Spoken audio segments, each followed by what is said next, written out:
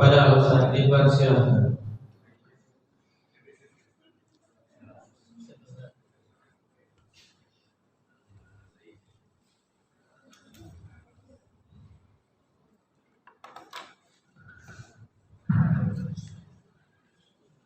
Bismillahirrahmanirrahim.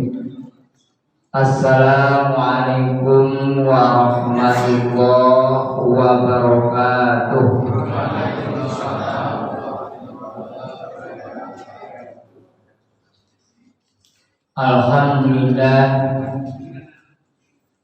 Alhamdulillahilladzi anzala as-sakinata fi qulubil mu'minin liyazdadu imanan ma'a imanihim. Asyhadu an la ilaha illallah wa asyhadu anna Muhammadan abduhu wa rasuluh. Allahumma salli ala sayyidina Muhammad wa ala alihi wa sahbihi ajma'in, amma ba'du. Yang kami hormati Bapak Ketua Pengurus Masjid Nurul Huda beserta perangkat-perangkatnya.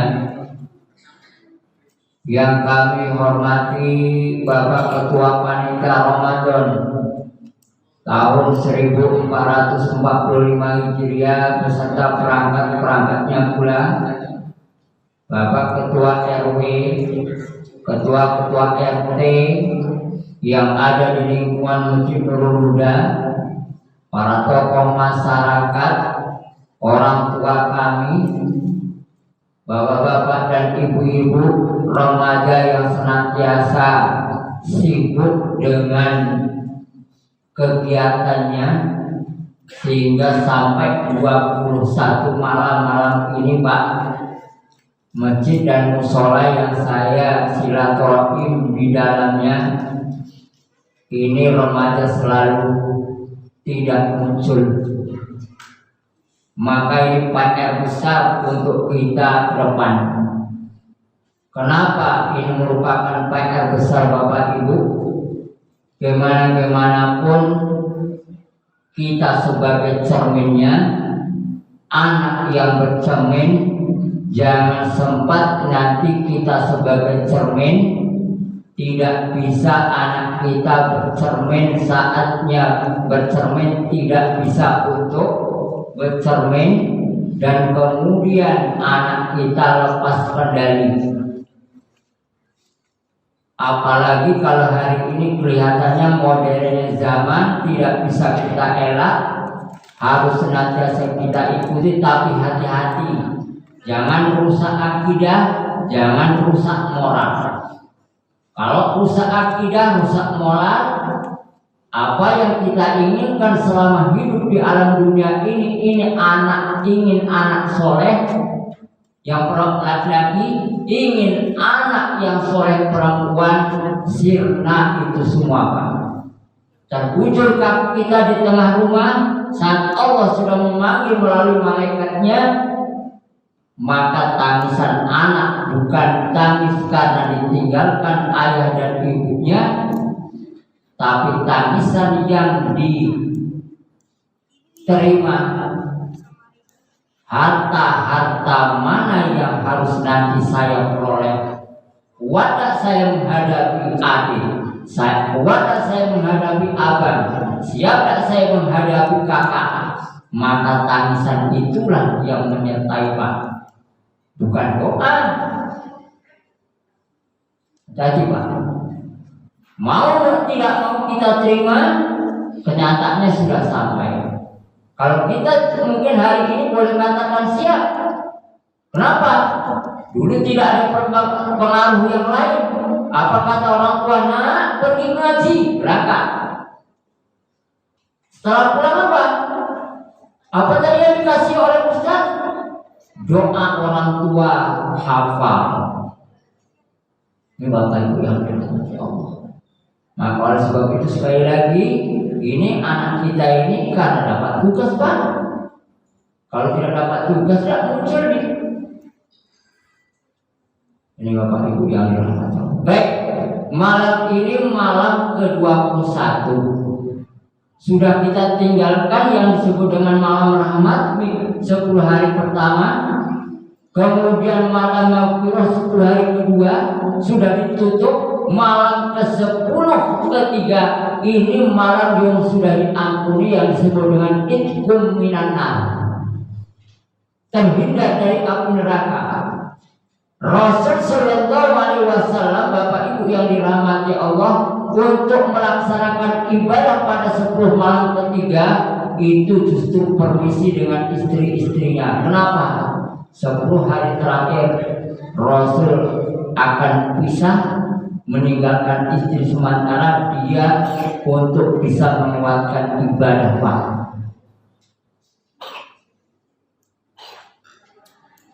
Sambil apa? Karena ada di dalam 10 malam terakhir ini, malam-malam ganjil, disitulah Rasul mendapatkan Lailatul Qadar atau tidak. Itu diintai oleh Rasul Sallallahu Alaihi Wasallam. Bapak Ibu yang dirahmati Allah, judul hari ini menyangkut tentang dosa. Rupanya namanya dosa itu Pak, tidak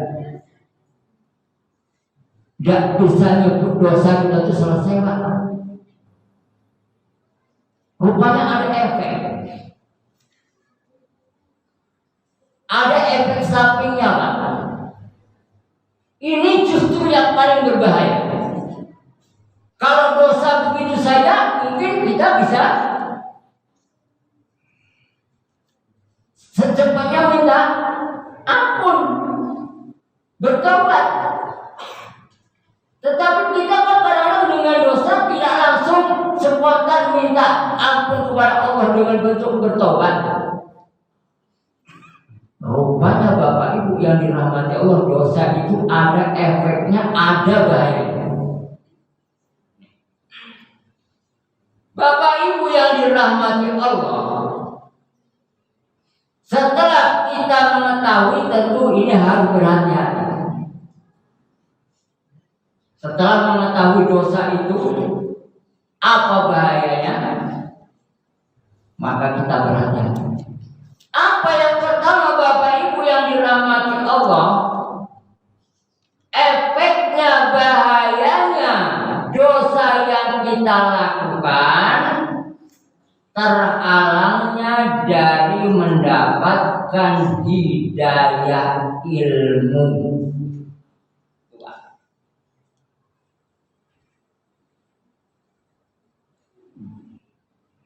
Mari kita renungkan sejenak. Apa yang hari ini kita sadar? Bapak berilmu, dari sejak kecil sudah diantarkan oleh orang tua kita. Nah, lanjut sekolah, insya Allah ya. Lanjutlah sama SD, melangkah ke tingkat SMP, sekolah menengah pertama. Kemudian lanjut lagi ke SMA, lanjut lagi ke perguruan tinggi, dapat fasilitas, dapat pekerjaan. Setelah dapat pekerjaan, Bapak Ibu yang dirahmati Allah, karena tergoda oleh rayuan syaitan yang terus menggoda, lupa akan kebaikan. Nampaklah saya sudah punya jabatan, saya sudah mapan, saya sudah bisa menjawab hidup. Wah, ini apa kata sebelah yang lawan kita Bang? Sebelah itu ini risih. Mana cara hitung. Wah, ini tidak bisa. Mumpung saya jabat, mumpung saya punya jabatan, mumpung saya mapan, kapan lagi? Nah, rupanya Bapak Ibu yang dirahmati Allah, hidayah tidak didapatkan, ilmu yang kita miliki pun tidak Maka oleh sebab itu kadang-kadang maaf Pak, saudara kita yang mungkin hidupnya pas-pasan. Kemarin saya melihat di RCTI ada anak tukang asong di sekolah, anaknya hafal Quran, ikut lomba kan Pak, jualan mainnya di tepi rumah, di tepi sekolah Pak, anaknya hafal Quran. Coba logika kita tidak terima. Kapanlah anak ini akan belajar? Kebutuhannya luar biasa hari ini, tapi ternyata masih bisa dididik. Orang tuanya tentu dengan sibuknya luar biasa yang namanya hidup pas-pasan Pak. Tentu batik pulang keringatnya yang luar biasa. Beda dengan kita yang kerja di ruangan AC, tinggal 1 bulan nanti tanggal sekian tanda tangan terima duit. Untuk orang yang berdagang seperti itu, memang dapat hidayah. Ini Bapak Ibu yang dirahmati Allah. Jadi jangan kesali kalau kita punya turunan, kalau kita punya anak, kalau kita punya tanggung jawab, anak tidak turun, tanggung jawab kita tidak bisa terapkan. Koreksi kembali apa yang saya lakukan ya. Diberi makan apa anak kok bisa tidak sepatu? Koreksi Pak.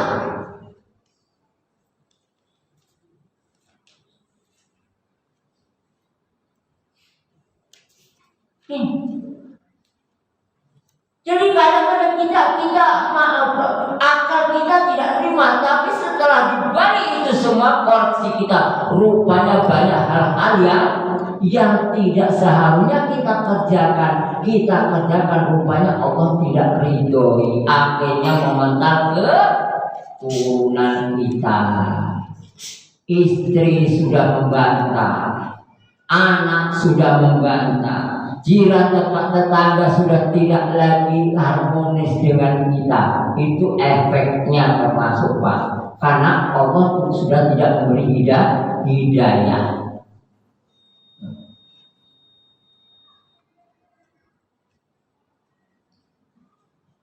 Di samping itu Bapak Ibu yang dirahmati Allah, Allah jelaskan dalam Al-Quran pada surah Asy-Syura ayat yang ke-30. A'udzu billahi minasyaitonir rajim. Wa ma asabakum min musibah fa bima kasabat aydikum wa ya'fu an katsir. Dan apa saja musibah yang menimpa kamu, maka adalah dia disebabkan oleh perbuatan tanganmu sendiri, dan Allah memaafkan sebagian besar dari kesalahan-kesalahanmu.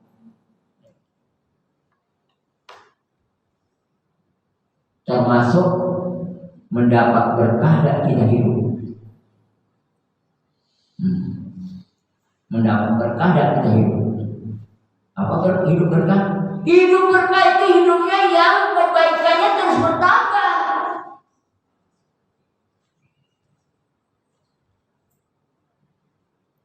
Jadi kadang-kadang negara kita itu bukan tidak negara yang diberkahi luar biasa. Jangan bilang Pak di Indonesia ini negaranya negara tidak berkah.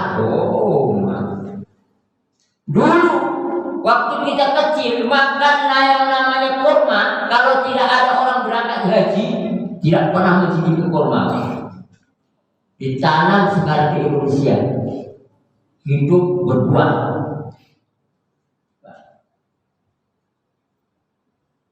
Bapak memetikkan biji jagung, 1 biji pakai ibu jari, 3 hari tidak usah dilihat, tumbuh Pak.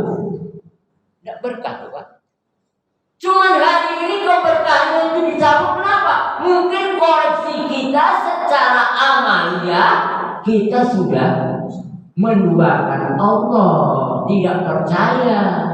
Akhirnya ini bentuknya. Kita punya ilmu pun bukan ilmu yang mumpuni, ilmu yang untuk bisa bagaimana meraih kekayaan pribadi yang sebanyak-banyaknya.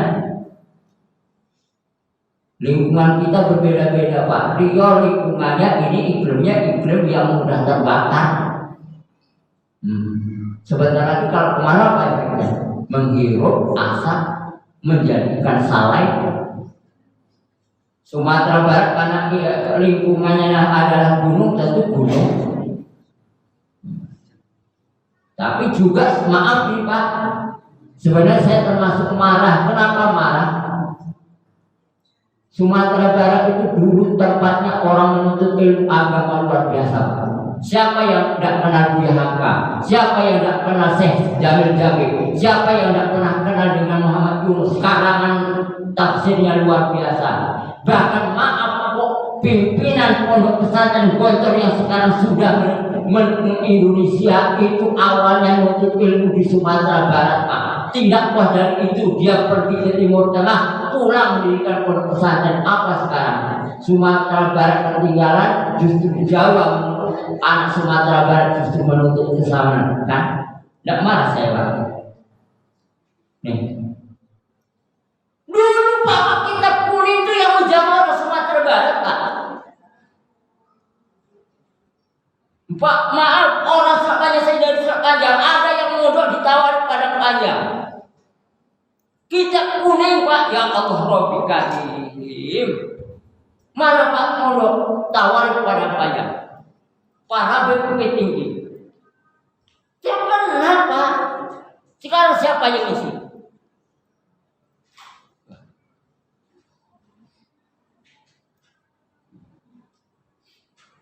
Mari Pak. Jadi maaf kalau bicara dosa, efeknya. Yang kedua Bapak Ibu yang dirahmati Allah, dosa dan maksiat akan mempersulit urusan pelakunya.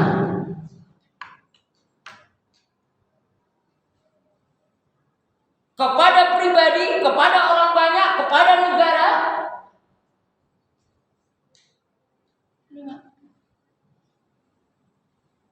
Jadi jangan nanti kenapa permasalahan saya tidak rampung-rampung. Mari Pak kita introspeksi.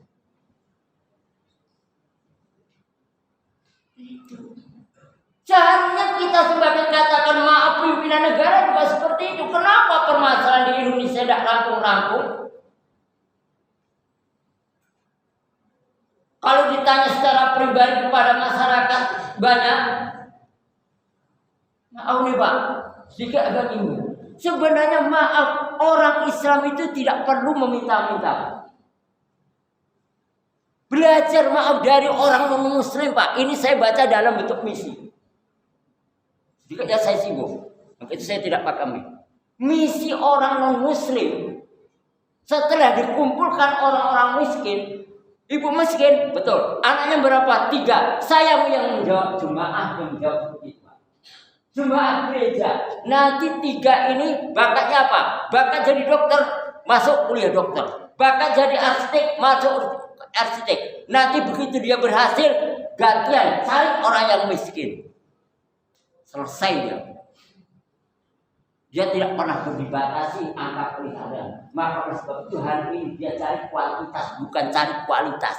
Cari kuantitasnya, jumlahnya. Kalau sudah nanti anak yang digempur akidahnya rusak, barulah dia berkuasa. Hati-hati Pak. Umat Islam hari ini sudah mengumpulkan seperti itu. Kaum yang mungkin diberikan oleh Allah SWT kemampuan lebih, sudah seperti itu kira-kira. Dadanan kita ada di sana, tidak ada yang sekolah, sumber syarat untuk sekolah, sudah kita sebagai yang mampu untuk peduli. Nyasek. Nah, itu besok. Hari ini sudah ada berdiri Universitas Kristen yang untuk tujuannya bagaimana bisa menggempurkan 40 anak yang punya akidah Islam, bagaimana digempur untuk supaya masuk non-muslim. Ini Pak misi Pak yang dibawa, harus hati-hati. Apalagi sekarang hari ini kita sudah dicampur adukan. Kita baca dalam media-media yang doa tidak boleh, yang ini tidak boleh, yang ini tidak boleh. Itu merunyangkan kita sebagai yang Akhirnya apa? Untung ada ulama-ulama yang bisa menjawab.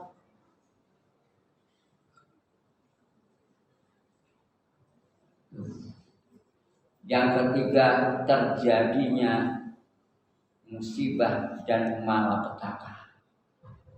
Efeknya. Kalau secara pribadi, ya itu tadi yang saya katakan. Kalau secara umum luar biasa.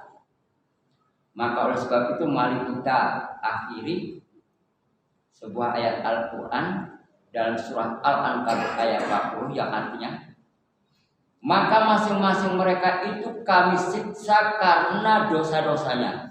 Maka dia di antara mereka ada yang kami timpa hujan batu kerikil, suara keras yang mengguntur, dibenamkan ke dalam bumi, kami tenggelamkan dan Allah siksa. Kali ini sekali lagi tidak hendak memikirkan yang sebenarnya.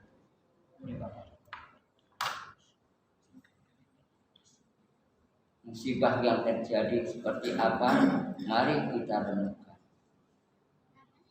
Bapak Ibu yang maka efek dosa bukan dosa setelah kita buat tidak ada efeknya, ada efeknya. Mari kita Pak, 10 hari terakhir hari ini yang sudah kita ikrarkan awal Ramadan, bahkan sebelum Ramadan pun kita selalu melantunkan doa Allahumma barik lana fi Rajab wa Sa'ban wa balighna Ramadan. Setelah sampai di Ramadan, alhamdulillah kita bisa mengakhiri dengan apapun segala hal yang mungkin mengganggu konsentrasi kita, panas, hujan, terik, karena memang biasanya namanya bulan Ramadan itu bulan panas, sehingga kita pun dapat memerangi. Mudah-mudahan Ramadan tahun ini bukan sebagai Ramadan terakhir untuk kita, masih ketemu dengan Ramadan yang akan datang. Tapi dengan semangatnya Bapak Ibu yang dirahmati Allah, malam ini bisa mengakhiri, katakan sampai akhir Ramadan, dan ini mungkin ikrar Bapak terakhir untuk Ramadan tahun ini. Tahun akan datang belum tentu kita ketemu. Mudah-mudahan amal ibadah Bapak diterima oleh Allah SWT. Nanti ketemu di hadapan Allah, kita akan mendapatkan surga yang kita inginkan, dosa yang kita mungkin buat dihapuskan oleh Allah SWT melalui Ramadan pada tahun ini. Inilah Bapak Ibu yang dirahmati Allah, sebelum daripada penjelasan tentang dosa. Sekali lagi, yang namanya dosa itu ada efeknya dengan kita. Jangan setelah kita berbuat dosa kita mengatakan tidak ada efek samping untuk kita. Ada efek sampingnya. Efek sampingnya ya mari kita renungkan. Oh, mungkin ini termasuk dosa yang saya lakukan. Akhirnya ini jawabannya. Oh, ini rupanya yang saya dapat terima. Sekali lagi renungkan. Oh, ini rupanya yang pernah saya buat. Inilah Pak. Nah, kalau itu terus bisa menghitung, tentu kita akan tidak merasa puas dengan ibadah kita. Billahi taufiq wal hidayah. Wassalamualaikum warahmatullahi wabarakatuh. Waalaikumsalam.